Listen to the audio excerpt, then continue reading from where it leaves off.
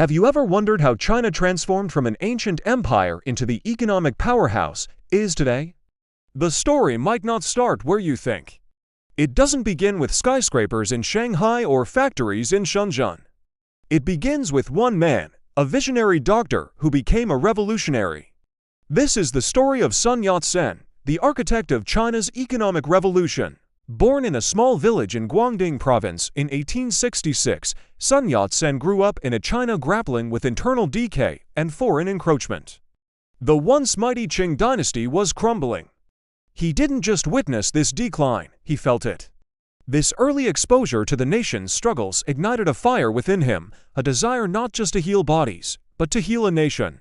His journey would take him from the quiet fields of Kuihang to the bustling streets of Honolulu, from medical school in Hong Kong to the revolutionary frontlines across the globe. But Sun wasn't just a political revolutionary aiming to topple a dynasty. He was an economic visionary. He saw a future for China that was prosperous, modern, and strong. His grand plan was laid out in what he called the three principles of the people: nationalism, democracy, and, crucially, the people's livelihood. This third principle was his economic blueprint for a new China. It was a radical idea for its time, aiming to ensure that the nation's wealth and resources served all its people, not just a select few. Think about that. Over a century ago, he was already talking about equitable wealth distribution and national industrialization. So, what exactly was this economic plan? It wasn't just a vague ideal. Sun Yat-sen detailed his vision in a book called The International Development of China. He proposed a massive, state-led industrialization project. He envisioned a vast network of railways crisscrossing the country, connecting remote regions and facilitating trade. He planned the development of new ports to open China to the world, not as a victim of foreign powers, but as an equal partner. He talked about large-scale projects like mining, manufacturing, and agricultural development. He essentially drew a roadmap for China's industrial future. Let's break it down. His plan was incredibly ambitious. He proposed building over 100,000 miles of railways. To put that in perspective, that's enough to circle the Earth 4 times. He wanted to construct new commercial harbors with the capacity of New York's ports. He outlined the development of canals, river systems, and telegraph lines to create a modern communication and transportation infrastructure that would unify the vast country. He saw the potential in China's natural resources and laid out plans for their systematic exploitation, not for the benefit of foreign interests, but for the nation itself. It was a plan to leapfrog China into the 20th century. But how could a country in turmoil, with limited capital and technology, achieve all this? Sun was a pragmatist. He knew China couldn't do it alone. His plan called for international cooperation. He invited foreign investment and expertise, not in a way that would lead to colonial exploitation, but as a partnership for mutual benefit. He believed that by developing China, the world economy would also benefit. This idea of opening up and using foreign capital to fuel domestic growth is a cornerstone of China's economic policy even today. Does that sound familiar? It should. It is the very foundation of the strategy that has lifted hundreds of millions of Chinese out of poverty in recent decades. Many of Sun Yat-sen's ideas were so far ahead of their time that they seemed impossible. After he helped establish the Republic of China in 1912, the country was plagued by warlordism, civil war, and foreign invasion.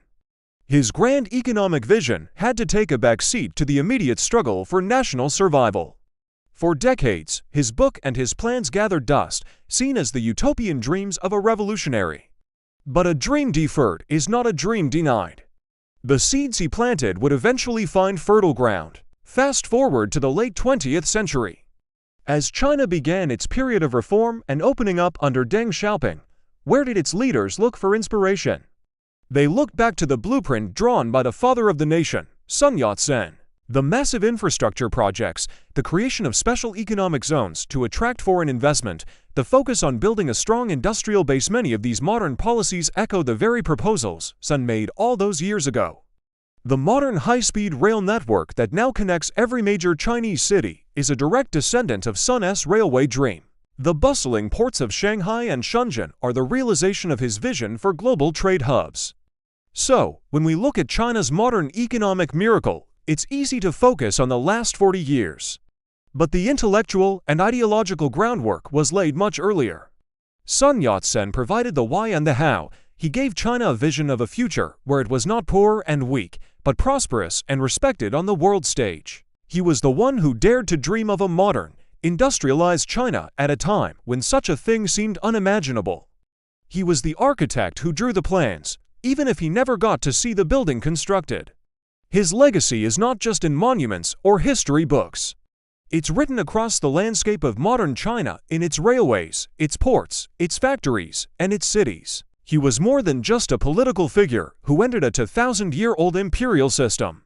He was the first person to articulate a clear, comprehensive economic plan for China's modernization. The story of Sun Yat-sen reminds us that great transformations are often born from a single, powerful idea. His vision for the people's livelihood has had a profound and lasting impact that continues to shape the lives of over 1 billion people today. But Sun Yat-sen also had another, even more ambitious goal, one that remains his most controversial and unfulfilled dream. What was it? What do you think is Sun Yat-sen's most significant contribution? Was it his political revolution or his economic blueprint? Let me know your thoughts in the comments below. If you found this journey into history fascinating, please give this video a like and subscribe for more stories about the figures who shaped our world. Thanks for watching.